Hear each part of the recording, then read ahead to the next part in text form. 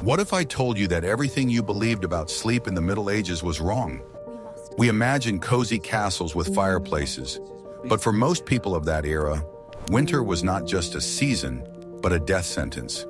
It was a constant, exhausting struggle for survival, where every breath of warmth was obtained with incredible effort and came at a high price.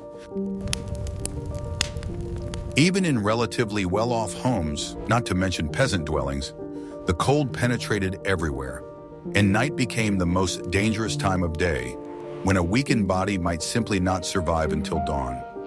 It was an era when sleep was not rest, but a survival strategy, and people developed many amazing ways to cheat the merciless frost. The deadly winter demanded incredible ingenuity from medieval man and the use of all available resources, from architecture to the most unsightly household tricks. Survival depended on how competently preparations for the cold were organized and how effectively primitive but often ingenious methods of heat conservation were used. This struggle shaped not only everyday life, but also culture and even the rhythm of life itself, forcing people to live by the laws of the harsh northern nature. Most modern people would not survive even a couple of such nights, relying only on the knowledge and materials of that time. So unimaginable are these conditions for us. Watch the video to the end to learn how medieval people used a strange sleeping habit to survive and what the true price of simple warmth was on an icy night. What if I told you that everything you've been taught about sleep is outdated? For modern humans, sleep is a continuous descent into oblivion, but medieval humans practiced what is known as double sleeping. And this habit was not just a cultural trait, but a vital survival strategy. People went to bed early, as soon as the sun went down, then woke up for a few hours in the middle of the night and fell asleep again until dawn. This routine, which now seems strange and inconvenient to us, was perfectly suited to the harsh realities of life in constant cold. The main reason for this unusual schedule was to save fuel and maintain warmth. Wealthy homes and castles required enormous amounts of wood or coal to keep the fire burning throughout the night. And for peasants, this was a luxury they could not afford. Waking up allowed them to throw wood on the fire, warm up quickly, check the house, and make sure that the fire had not gone out, imposed a fire hazard. While people were awake, they could eat quickly, do small jobs, or talk, taking advantage of this relatively warm period without wasting precious fuel to keep the fire going for 8 hours straight.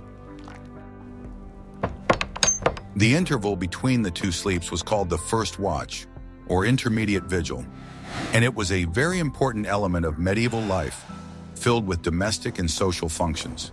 During this time, peasants could feed their livestock, grind flour, mend clothes, and townspeople could pray, read, or receive secret guests.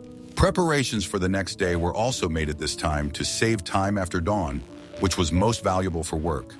This activity allowed people to keep warm through movement, without relying solely on the hearth, which could provide only a minimal amount of heat. This routine was also beneficial from a security standpoint, as it allowed for regular checks of the perimeter of the home and yard. The Middle Ages were fraught with danger, and having people awake in the middle of the night reduced the risk of theft and attack, and most importantly, allowed for the quick detection and extinguishing of fires. Given that most houses were wooden and very close together, detecting a fire in an early stage was critical for the entire settlement. At this time, patrols and rounds were also carried out in the village to ensure there were no external threats. In addition to its practical benefits, night watch also had religious and social significance. Monks used this time for midnight services, while peasants used it for quiet prayer or to exchange gossip and stories with their neighbors. It was the only period of the day when physical labor took a back seat, providing an opportunity for communication, albeit in a half-sleep and dim light. It was during the first watch that many legends and traditions were born, which were passed down by word of mouth and shaped folk culture and worldview. The second sleep, which followed the vigil, was usually deeper and shorter, allowing people to gather strength for a hard day's work. Thus, medieval man divided his nighttime activity into 2 phases of rest and 1 phase of wakefulness, perfectly fitting into the cycles of day and night without modern electric lighting.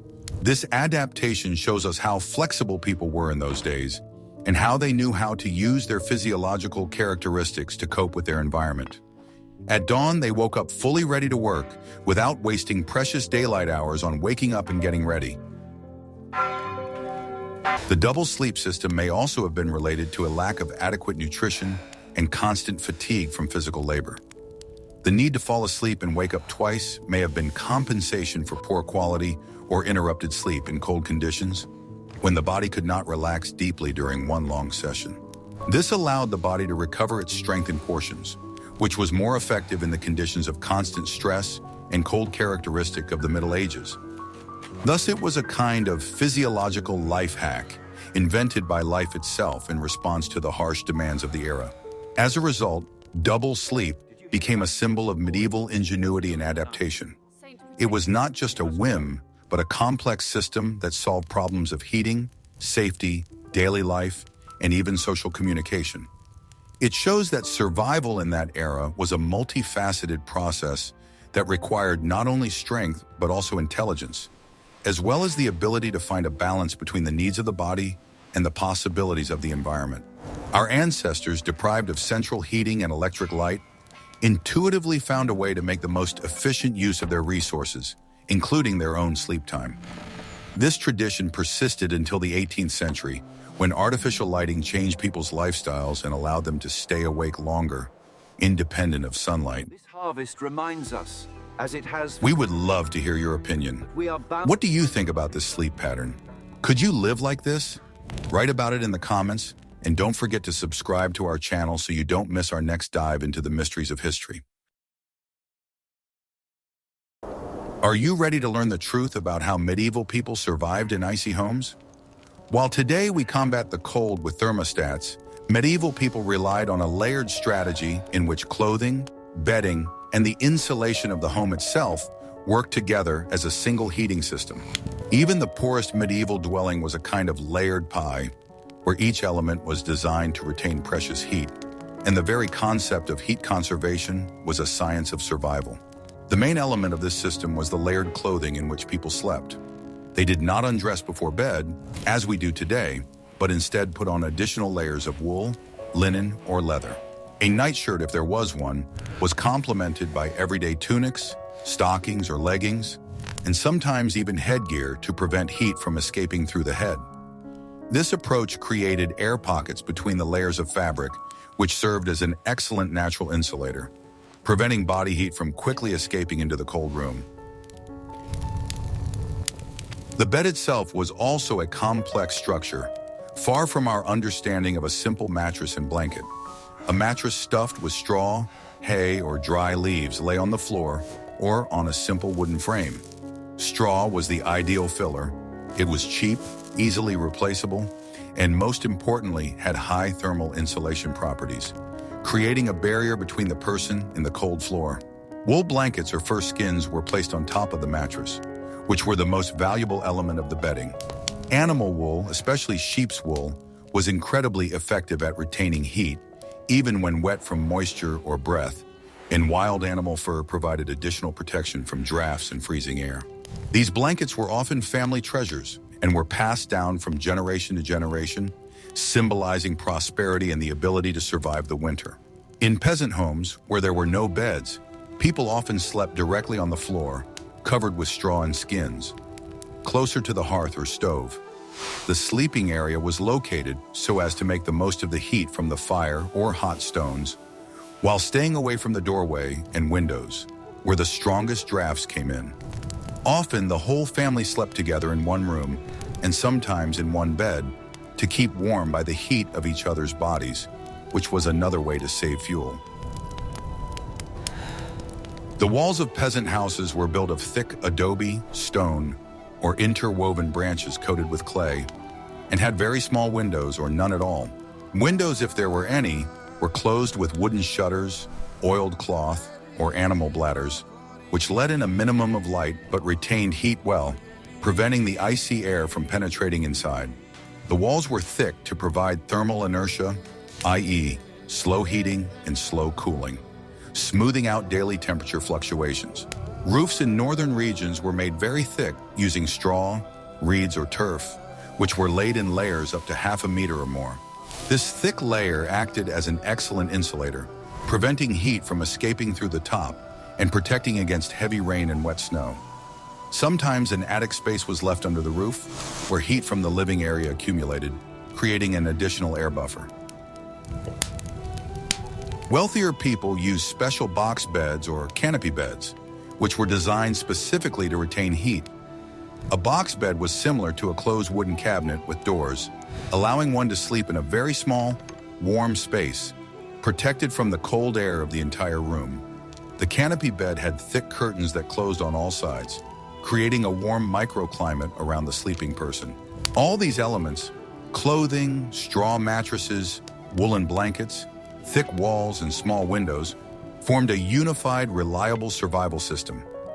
They show that medieval people took the problem of cold very seriously, using simple materials to create the most effective protection possible. Thus, medieval dwellings, devoid of modern technology, were in fact complex, adaptive mechanisms where every element of architecture and everyday life was subordinated to a single task: retaining heat. But knowledge of thick walls and clothing was only half the battle. Ready to learn how medieval people turned an ordinary stove into a survival machine? You've definitely never heard about this unique secret. The entire life of a medieval person literally revolved around the hearth or stove, which was not just a place for cooking, but also the thermal anchor of the entire home, as well as the center of social life. Unlike modern fireplaces, which often released most of their heat into the chimney, medieval stoves and hearths were designed with remarkable efficiency to make the most of every bit of heat obtained from burning wood. Peasant houses were often heated by smoky stoves, which did not have a chimney in the usual sense. The smoke from such a stove accumulated under the roof, circulated in the room, and escaped through a special opening in the roof or through small windows and doors. This method seems primitive and dangerous, but it was very effective. Soot settled on the walls, creating an additional insulating layer, and the heat from the smoke was used to the maximum before leaving the house.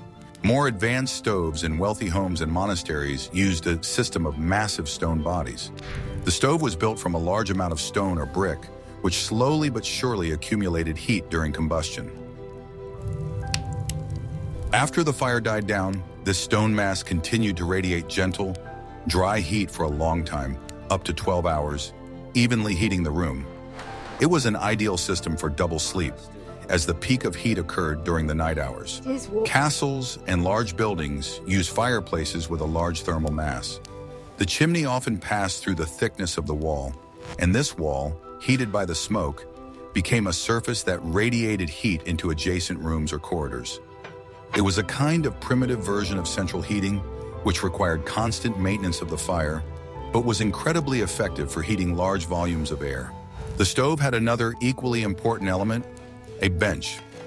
In many northern regions, a special wide platform was built on or next to the stove, where people could lie down. This was the warmest place in the house, and it was often used by the most vulnerable members of the family, as well as people who needed to recover from illness. The bench was, in essence, a primitive thermostat, providing constant and comfortable heat regardless of the intensity of the flame. The use of coals and ashes after the wood had burned was also an important part of the heating strategy. The smoldering coals were transferred to clay pots or metal vessels, which were then placed in the bed or under the feet for additional warmth. This technique, known as the use of a hot water bottle, allowed local heat to be created in bed without consuming new firewood. The ashes were used as filler for wall insulation or as fertilizer, meaning that all combustion waste was put to good use. Fuel for these stoves was also a strategic resource. In addition to ordinary firewood, which had to be well dried, people used peat, which burned more slowly and gave off a lot of heat. Dry manure and brushwood collected in the forest were also used, which allowed valuable firewood to be saved for more severe frosts. Every branch and every dry blade of grass was collected with the utmost care and valued like gold. The very design of the house was often subordinated to the task of preserving heat. The living quarters were located on the second floor, while the first floor housed utility rooms or stalls for livestock. The heat from the animals rose upstairs, providing additional warmth to the living quarters. It was an ingenious architectural move that provided free, natural heating through animal husbandry. The heat from the hearth was not only a physical anchor, but also a psychological one. It was a place where the whole family gathered, where food was prepared and stories were told, where people felt protected from the outside world. The dying fire in the hearth was a symbol of the passing day, and its rekindling was a promise of a new morning, which was extremely important for maintaining morale. Thus, the medieval stove or hearth was a multifunctional device that solved the problems of heating, cooking, lighting, and even psychological comfort. It was the quintessence of medieval survival engineering, proof that simple materials and skilled hands could be a salvation from the deadly cold. Like this video if you've never thought about how difficult it was to get simple warmth in the Middle Ages. And don't forget to subscribe to the channel so you don't miss any new videos. What you are about to learn will change your perception of family life in the Middle Ages. Sleeping together in the same bed, or even in the same room, was extremely common and was another strategy for survival in the constant cold. To us, it may seem like a sign of poverty or primitiveness, but in fact, it was a very rational and effective way to stay warm and ensure safety. The most obvious and important reason for sleeping together was thermal synergy. People slept together to keep warm using each other's body heat. The heat emitted by the human body is the most reliable and free source of heating. 2, 3, or even more people huddled together under one heavy blanket created a microclimate that was significantly warmer than the air in the room itself. This made it possible to reduce the amount of fuel needed or even do without nighttime heating altogether. Often, not only the family slept in one bed, but also servants, apprentices, or workers. In small peasant houses, where there was only one living room, the entire community living under one roof often shared one large sleeping area. This was not a sign of informality, but a necessity dictated by the need to save space and resources. This cramped space, covered with straw and skins, provided shelter from the freezing cold. Sleeping together was also a matter of safety and psychological comfort. Medieval nights were filled with real and imagined threats, and sleeping alone was considered dangerous and unusual. The proximity of other people provided a sense of security and allowed for a quicker response to any noise or danger, whether it was a fire, an invasion of thieves, or an attack by wild animals. Human society at that time was very close-knit, and this unity extended even to sleep. In addition to physical warmth, sleeping together played a role in maintaining social ties. It was a time when people could talk quietly, share news, or discuss plans for the next day, which was part of the intermediate wakefulness in the dual sleep system. This closeness strengthened family and community ties, making collective survival more efficient and coordinated.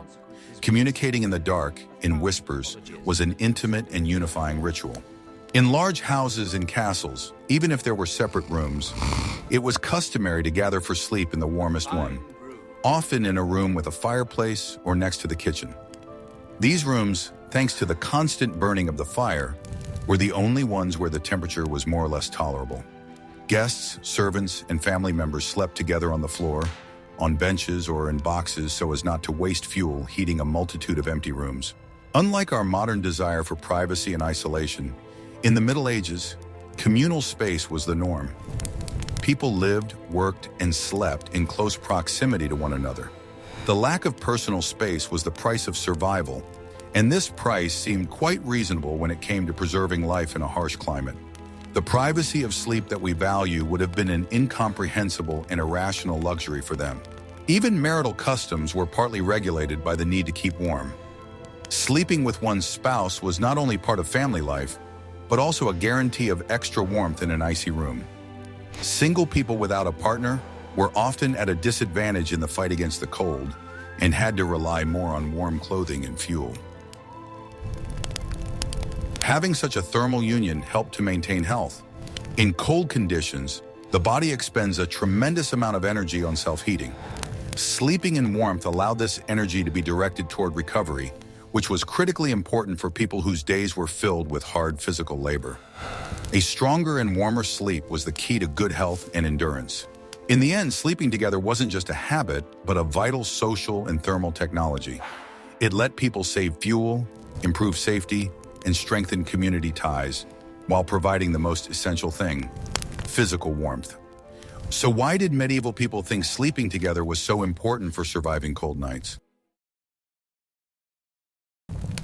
What if I told you that for medieval people, a small house was better than a large one?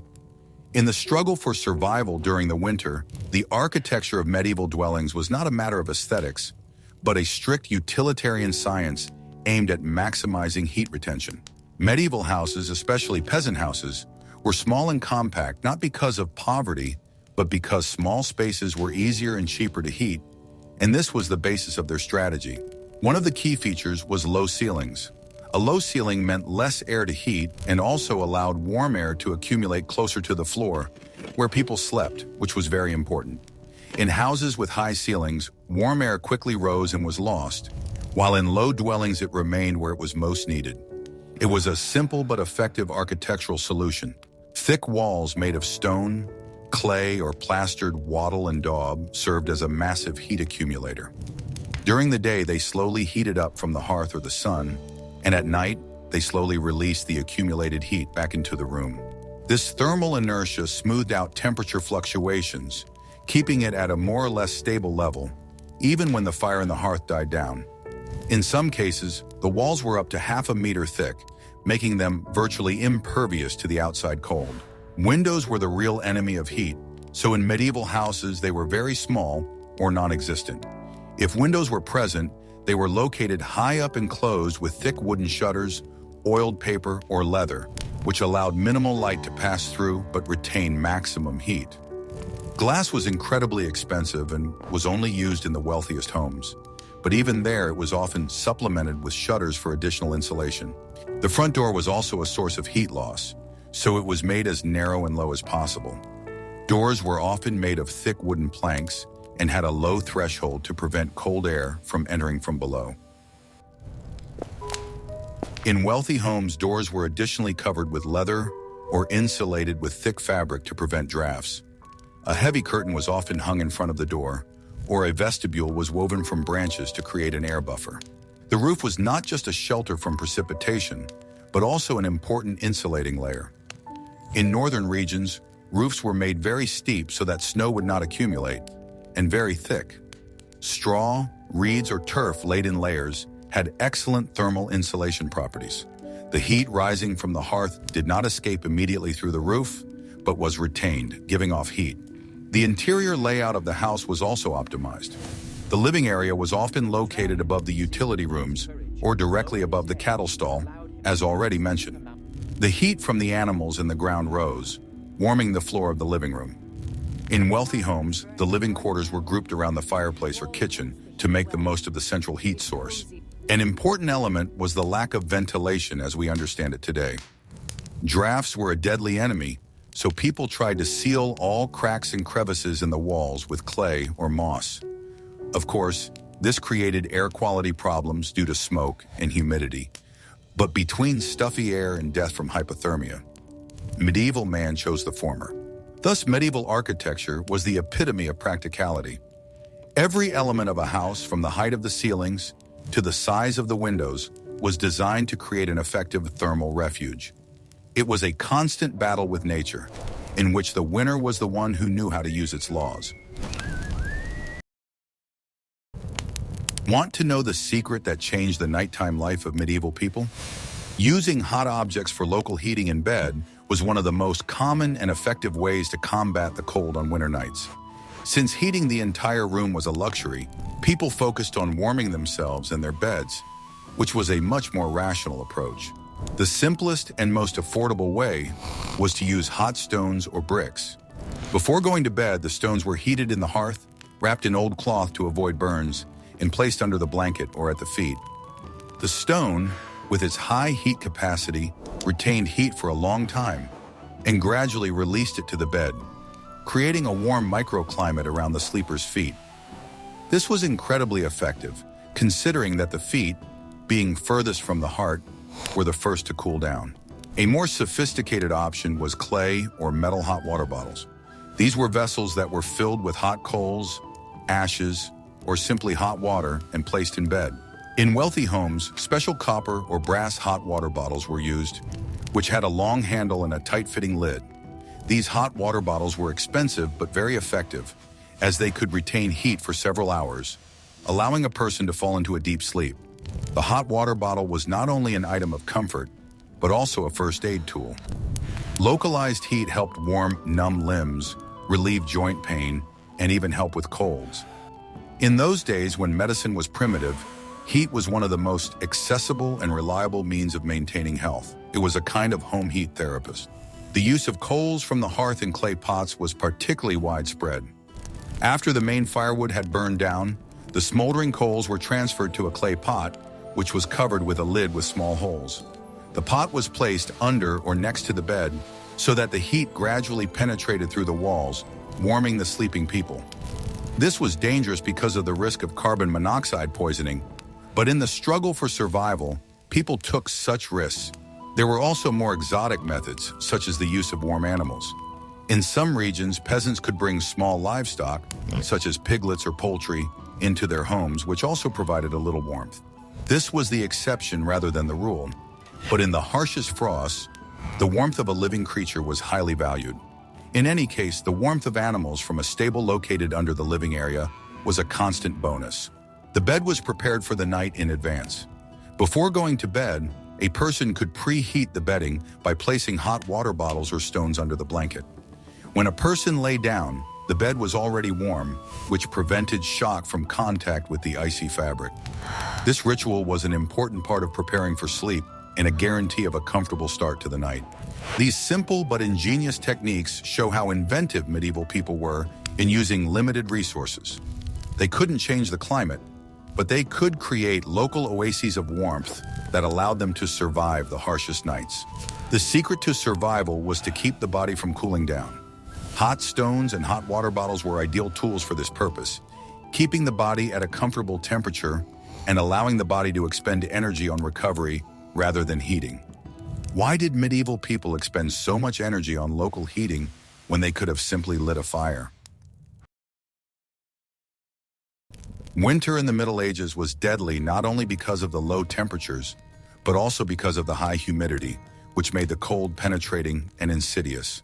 One of the main sources of humidity was human breath and moisture evaporation from the body, especially when sleeping together.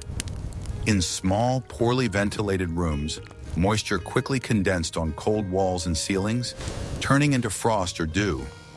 Wet clothes and bedding lost their insulating properties, making sleep even colder and more dangerous.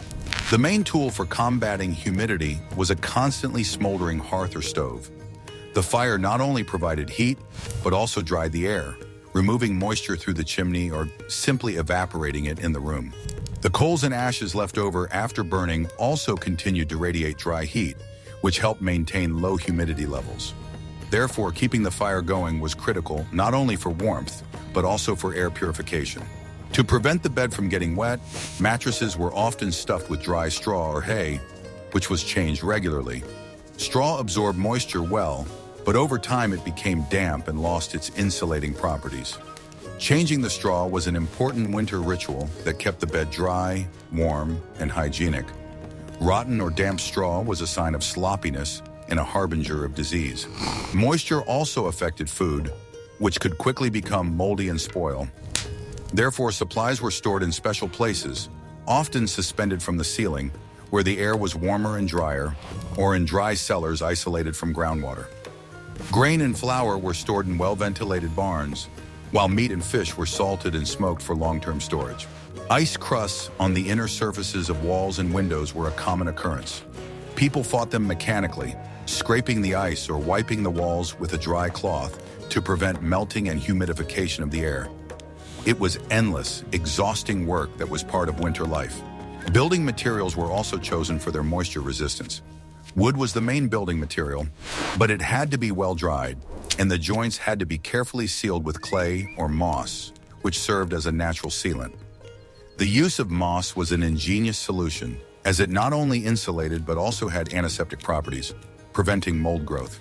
Thus, The fight against moisture was an invisible but constant front in the winter war for survival.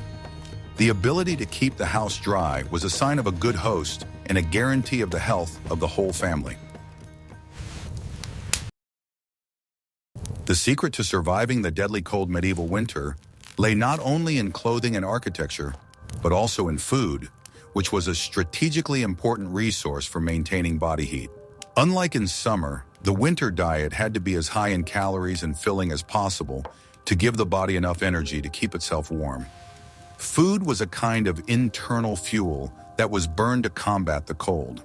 The basis of the winter diet was cereals and legumes, bread, porridge, stews, and soups. They were cheap, accessible, and rich in complex carbohydrates, which were slowly processed by the body, providing a long-lasting and stable supply of energy. Salted and smoked meat was a winter delicacy and an important strategic reserve. The autumn slaughter of livestock provided a supply of meat, which was preserved with salt and smoke to last until spring. Meat added to soup or eaten with bread provided the necessary protein and fat. Smoking also added extra flavor to food, which was important in a meager diet. Root vegetables and cabbage were the main vegetables in winter. Turnips, carrots, parsnips, and onions stored well in cold cellars and were an important source of vitamins. Cabbage was fermented or salted, which also allowed it to be stored for a long time and was the basis for many winter soups. These foods were very filling and took a long time to digest, which also helped generate heat. Hot drinks also played an important role. Beverages such as hot ale, low-alcohol beer, or herbal decoctions were not only a means of warming up, but also a way to disinfect water, which was often of unreliable quality. Hot liquids quickly warmed you from the inside, giving an instant feeling of warmth, which was very valuable. Thus, the medieval winter diet was an engineering solution aimed at maximizing calorie intake and minimizing the energy expended on hunting and cooking. It was a survival diet that allowed the body to withstand the cold. In the Middle Ages, people instinctively used their own bodies as a primitive but effective thermoregulator, and posture and sleeping habits became part of their survival strategy. In conditions where external heat was scarce, everyone had to be able to conserve as much of the heat generated by their bodies as possible. This was an unwritten rule of survival that everyone followed, from peasants to noble lords. The most common sleeping position was the fetal position, i.e., sleeping curled up in a ball. This position minimized the area of contact between the body and the cold air and bedding, and also reduced the surface area through which heat was lost. Pulling the limbs close to the torso also helped protect vital organs and retain heat in the central part of the body, which was critical in cold conditions. In the struggle to stay warm, people often covered their heads and faces with blankets or cloth, which not only helped them stay warm, but also kept moisture close to their airways. Inhaling cold, dry air could lead to illness, so creating a small, warm, moist air pocket was very helpful. However, this required caution to avoid suffocation or overheating. As already mentioned, sleeping together was the highest form of body thermoregulation. Sleeping in close contact with other people allowed heat to be shared, creating a collective heat shield. The more bodies there were in one bed, the warmer the microclimate under the blanket became. This was the most effective and free solution to the problem of cold. Warm items such as hot water bottles, hot stones, and sometimes even pets were often taken to bed to provide an additional, local source of heat. Placing these items at the feet, stomach, or chest helped to warm the areas that cooled down the fastest and thus maintain overall body temperature. Movement during wakefulness between the two phases of sleep also played a role in thermoregulation. A short period of physical activity, tossing wood, doing small household chores, caused the body to generate heat, which was then retained during the second, shorter phase of sleep. It was a kind of startup of the internal heating system before sleep. Sleeping in layers of clothing was also part of this system. Clothing served as additional insulation, helping to retain the heat generated by the body. Undressing before bed in a cold medieval house would have been an irrational and dangerous move. Thus, medieval people approached sleep as an active survival strategy. Posture, company, clothing, and objects in bed were all subordinated to one goal: to make the most efficient use of the body's internal heat. What if I told you that even rich people in castles suffered from the cold? Life in a medieval castle, despite its imposing appearance, was incredibly cold and uncomfortable, especially in winter. Castles were built for defense, not comfort, with thick stone walls and huge open halls that were almost impossible to heat. However, rich people had resources and technologies at their disposal that were unavailable to peasants, allowing them to create local oases of warmth. The main advantage of the nobility was fireplaces, which were larger, more powerful, and located in every living room. Splendid. They required a huge amount of firewood, but provided a lot of heat. Importantly, fireplaces in castles often had a complex system of chimneys that passed through the thickness of the wall, heating the wall and thus heating the adjacent rooms. This was the most primitive form of central heating. The second important element was fabric. Wealthy people used tapestries, carpets, and heavy curtains, which served not only as decoration, but also as an essential element of thermal insulation. Tapestries were hung on cold stone walls, preventing direct radiation of cold and reducing drafts. Heavy curtains were hung on windows and doors, creating an additional air buffer. Canopy beds were both a luxury and a necessity. A massive wooden frame with thick wool or velvet curtains created an isolated microclimate around the sleeping person. The curtains were closed on all sides, trapping body heat and breath and creating a warm, protected space. Inside such a canopy, the temperature could be several degrees higher than in the rest of the room. Wealthy people also used expensive furs, sable, fox, beaver, for blankets, capes, and clothing linings. Fur was the most effective natural insulator available at the time. Sleeping under a heavy fur blanket guaranteed warmth, and fur trim on clothing was a status symbol and a way to survive in the icy halls. Wealthy homes also used portable warmers made of expensive metals such as copper and silver. These warmers were beautiful, often decorated with engravings, and very effective, as metal was better at transferring and retaining heat. They were often filled with hot water or smoldering coals and placed at the feet or on the knees. Some castles, especially those with Roman roots, used hypocausts, a system of underfloor heating that used hot air supplied from a furnace under the floor. This was the most advanced form of heating, but it was very expensive and required constant maintenance, so it was extremely rare. The secret to the survival of the wealthy was that they could afford continuous fuel consumption and high-quality insulation materials. They did not suffer from hunger and exhaustion like the peasants, but even with their resources, life in a stone castle in winter was a constant struggle against the cold. We can see that survival in the deadly cold of the medieval winter was a multifaceted, complex task that required incredible ingenuity and adaptation. It was not just a story of warm clothing, but an entire system that included architecture, nutrition, social customs, and even the physiology of sleep. From double sleeping to save fuel to using hot stones for local heating, every aspect of life was subordinated to one main goal: retaining precious heat. Medieval man turned his dwellings into thermal shelters, using thick walls, low ceilings, and minimal windows. He learned to use the heat of other people and animals for warmth, and his diet was strategically designed to obtain the maximum amount of calories for internal combustion. It was a constant, exhausting battle with nature, in which only the most thoughtful strategy prevailed. Studying these survival methods shows us that humans always find a way to adapt, using their knowledge and available resources. This is a story not only about the cold, but also about the indomitable spirit of our ancestors, who were able to turn harsh necessity into a complex and effective system. Their experience is a lesson in how important it is to value every source of heat and light. Which of the medieval man's tactics do you find most ingenious and why? Was it the double sleep technique or the ability to use one's body as a hot water bottle? Share your opinion in the comments and don't forget to subscribe to our channel so you don't miss out on new research into historical mysteries.